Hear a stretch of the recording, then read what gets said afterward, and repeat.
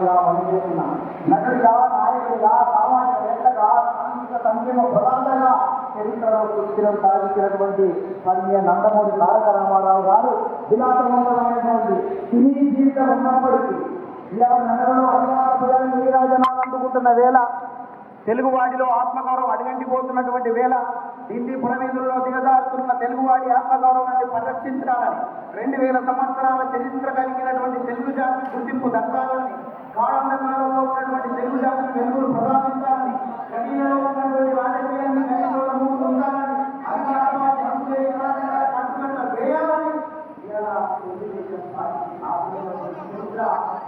నందమూరి తారక రామారావు గారి సందర్భంగా అమలు చేస్తున్నారు. అందుకనే ప్రారంభించినప్పుడు చెట్టు మీద కూర్చున్నటువంటి పక్షి కొమ్మ బలాన్ని నమ్ముకోదు, తన రెక్కల బలాన్ని నమ్ముకుంటుంది.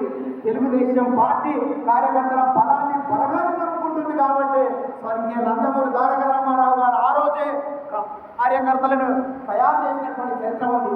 కార్యకర్తలకు అధ్యయనం, శిక్షణ, క్రమశిక్షణ, సేవాభావం, సేవ నేర్చి రాజకీయాల్లో తీసుకొచ్చినటువంటి చరిత్ర స్వర్గీయ నందమూరి తారక రామారావు గారు.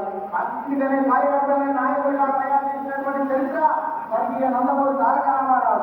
అందుకనే త్వరలో భూస్వాములు, ఆస్థానులు, జమీందారులు, జాగీదారులు, దేశములు, దేశ పాండ్యులకు వ్యతిరేకంగా కార్యకర్తలని నాయకుడిగా తయారు చేసే చరిత్ర తెలుగుదేశం పార్టీ సందర్భంగా